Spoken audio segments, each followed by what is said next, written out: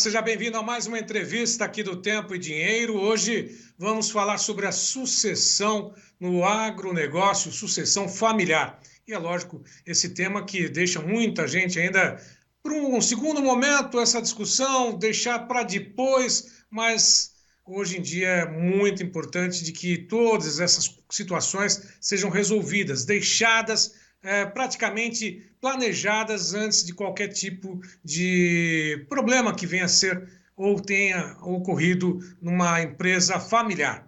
Antes de mais nada, gostaria de falar direto de Porto Alegre com a doutora Maria Flávia Tavares, que já está conosco. Aqui eu agradeço a participação. Doutora Maria Flávia Tavares, que é conselheira, professora, palestrante, doutora em agronegócio, já esteve em outras ocasiões conosco e é um prazer ouvi-la aqui no Tempo e Dinheiro. Tudo bem, doutora?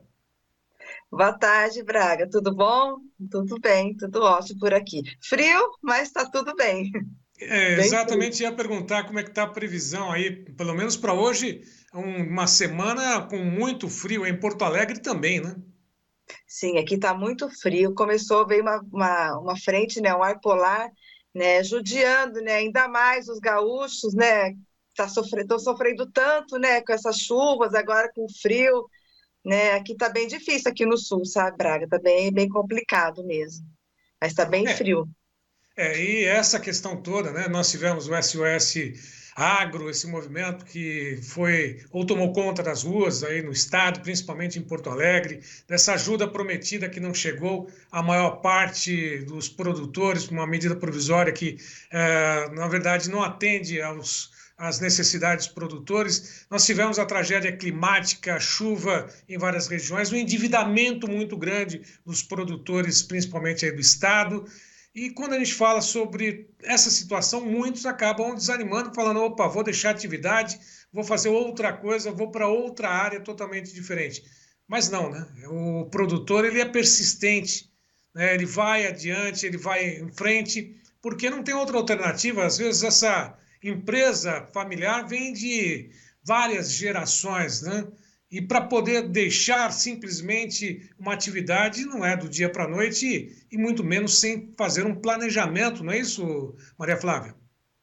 Exatamente, Braga. O que eles estão passando hoje, né, o povo gaúcho, né, o produtor rural, né, o gaúcho, ele está passando, não foi só agora, né, que ele já viemos de veio uma laninha, né, então já veio sofrendo pela estiagem, né, já veio sofrendo, já tivemos perdas, né, já foi bem difícil, né, para a agricultura gaúcha, né, então, assim, já veio sofrendo, e aí o que aconteceu agora com essa questão das enchentes, também já então, assim, eu costumo falar, né, que o produtor gaúcho, ele, assim, ele é um herói mesmo, o agricultor mesmo, né, ele é um herói porque ele passa por tudo isso, né, assim, e além de colocar comida, alimento na mesa, né, das pessoas que vivem na cidade, então ele tem que passar por tudo isso, né, ele é um empresário a céu aberto, ele tem que fazer tudo isso e sobreviver, né, praticamente eles vivem com o dinheiro de uma safra, né? Então, assim, é muito difícil você sobreviver com né, todas essas questões que acontecem, né? Então, assim, preciso ter muito planejamento, gerenciar muito bem os seus custos, planejar muito bem a sua produção. Então, assim, ele tem que pensar como realmente, como empresário, né, empresário rural. E a gente vê, né, que nem todos, né, infelizmente, conseguem prosseguir, né, com a sua atividade, né? Muitos acabam deixando a sua atividade e partindo, né? Deixando o campo, indo para a cidade, né? E é muito triste, né, Braga, que vem acontecendo. E aí é aquela sinuca de bico, como muitos dizem no linguajar popular, mas que se encaixa exatamente nessa situação, né? Fazer o quê? Né? Se quem deveria dar todo apoio não dá, né? A gente entende exatamente na esfera da União, né? Nesse sentido, né? Como é que vai ser o futuro? Bom, sem desanimar, é lógico que tem que pensar nesse futuro diferente e melhor, né? Mesmo com as adversidades, não? Exatamente, né? Ele primeiro, assim, ele tem que procurar, assim, gerenciar, né, o que ele tem. Então, procurar como? Procurar se qualificar, né, procurar fazer uma gestão da sua propriedade, fazer um planejamento sucessório, procurar saber quem que vai assumir a sua propriedade, então cuidar do seu filho, o que que vai assumir, né? Mesmo se for uma pequena propriedade, né? Então, cuidar o que que vai ser daqui a um tempo, né? Então, pensar no longo prazo, né? Não pensar só no curto prazo, pensar daqui a um tempo. Então, qualificação profissional, qualificação técnica, cuidar, né, no dia a dia dos pequenos, aqueles pequenos custos, né? Aqueles pequenos gastos, às vezes aquele gasto que escorre, né? A gente pega às vezes está gastando um desperdício que não está vendo, isso acaba no final das contas, no final do dia, né, no final do ano, isso aqui acaba, né, tendo um peso grande. Então, assim, calcular tudo para poder saber o que vai plantar, né, se unir, né, em cooperativas, se reunir com outros produtores, em associações, né, que a União faz a força para poder comprar melhor, para poder vender melhor. As cooperativas, né, também uma grande força para o produtor, principalmente aqui no sul, na região sul, né, as cooperativas são muito fortes, né, então isso é importante para ele também, né, gestão, qualificação, né, se associar com outros produtores, né, procurar informação, procurar conhecimento, planejar ao longo prazo, né, isso tudo são coisas que ele pode fazer, né, buscar sempre informações,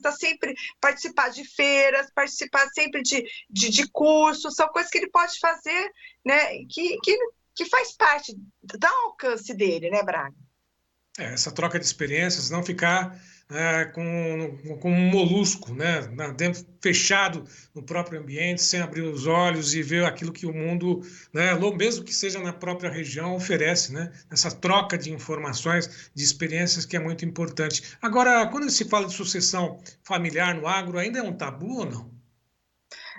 Ainda a gente vê, né, que nem eu estou acostumada, né, eu sou professora, né, eu dou aula no Brasil inteiro, né, que nem há uma semana agora eu estou indo para Londrina, semana que vem eu vou para Goiânia, né, então eu dou aula no Brasil inteiro e eu convivo muito, né, com os alunos, né, e eu vejo, assim, algumas regiões, alguns produtores já estão mais avançados, né, eu vejo, assim, às vezes a questão da sucessão familiar, quando é produtor maior, tem famílias que têm, por exemplo, o filho com 14 anos já está avançado nesse processo de sucessão, né? Então ele já sabe o que vai estudar, o que vai fazer, então já tem todo um planejamento sucessório já bem elaborado.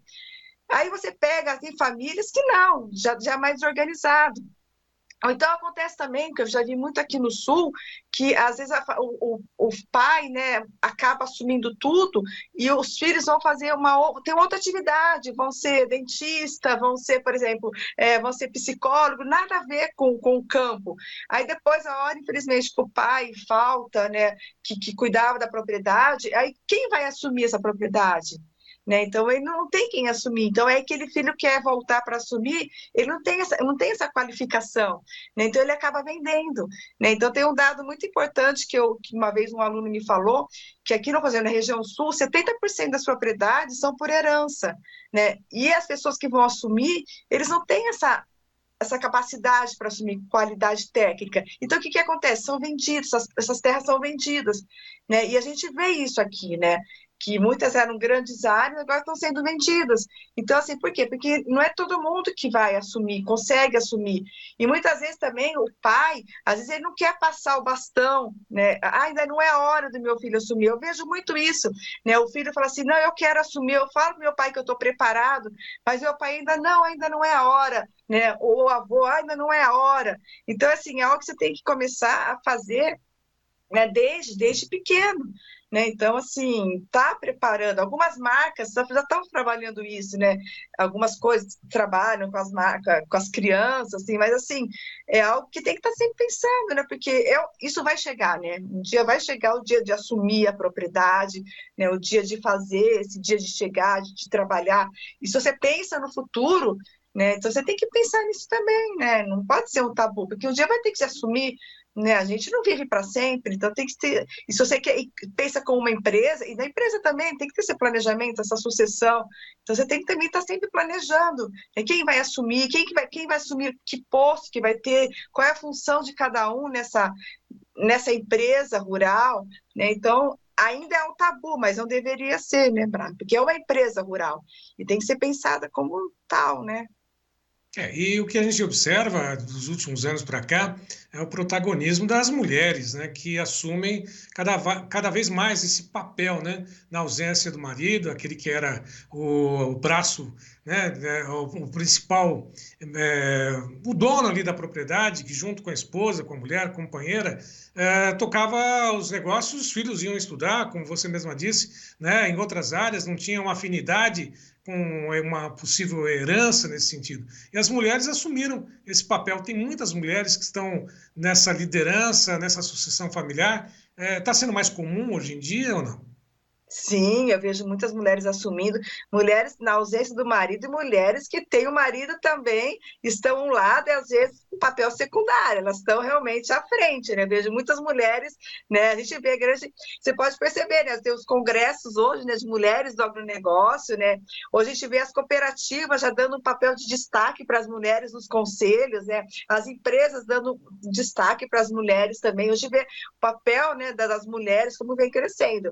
Então, hoje já as mulheres já têm um papel muito forte. Eu conheço muitas mulheres que realmente elas cuidam da gestão da propriedade, da parte do dinheiro, a parte de comprar insumos, comprar produtos, a parte de comercialização, né? A mulher deixou de ser aquela que ficava em casa só esperando alguma coisa, não.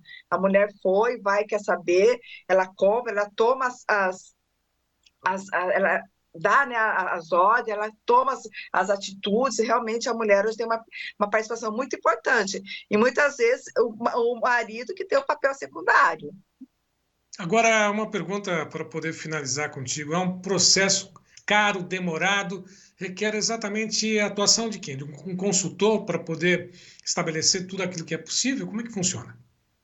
Exatamente. Primeiro, tem que ter uma decisão, né? Acho que tem que ter um consenso, né, entre a família, que realmente eles querem esse processo, né? Porque não adianta também contratar uma consultoria, né, e ter aquela briga que não vai querer. Então, assim, tem que ter um consenso entre a família que realmente vamos ter uma consultoria e você trazer uma consultoria, né, externa para poder começar a trabalhar isso. Então, começar a definir, né, e você tem que fazer todo um processo interno, né, Braga? Então, aí vai ter que definir papéis, né, até você cuidar da gestão interna, gestão de todo parte de financeira, né, planejamento, que nem essa família que eu conheço lá, o pessoal lá do Centro-Oeste, até definir o filho de 14 anos, a profissão que ele poderá fazer, né? Então, assim, então é todo um planejamento de longo prazo,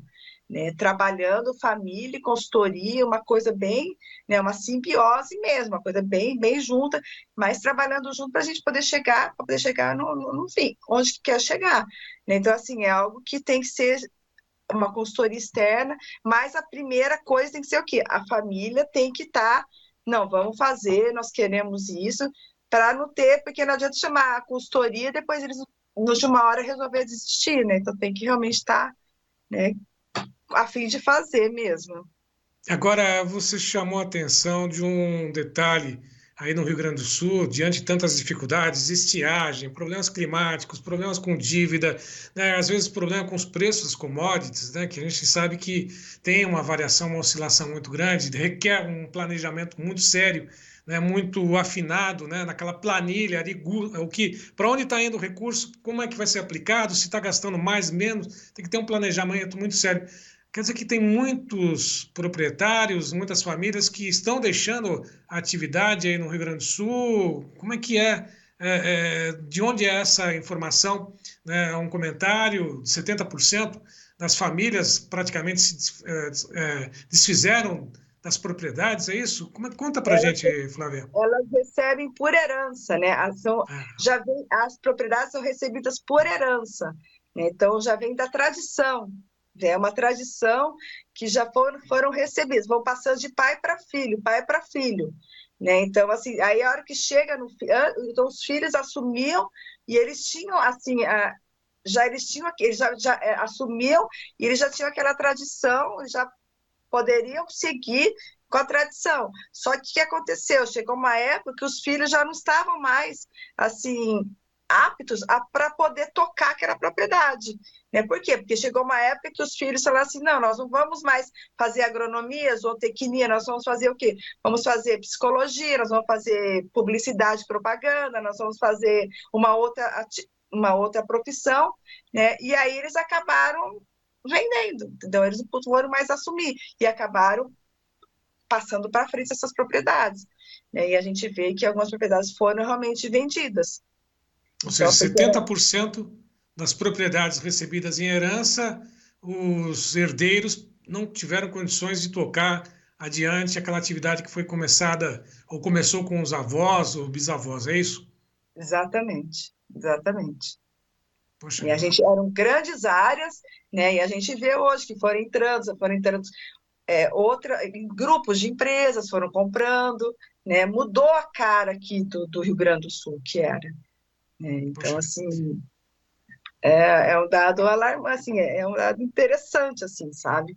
Isso foi um aluno que me falou em 2010, assim, quando eu estava aqui da Unesp ainda, faz muito E tempo. essa situação agora com esse endividamento, mais ainda, né? Porque realmente a situação complicou, né? Porque não tem safra, muitos já têm o nome negativado, né? Porque não conseguiram acesso aos recursos.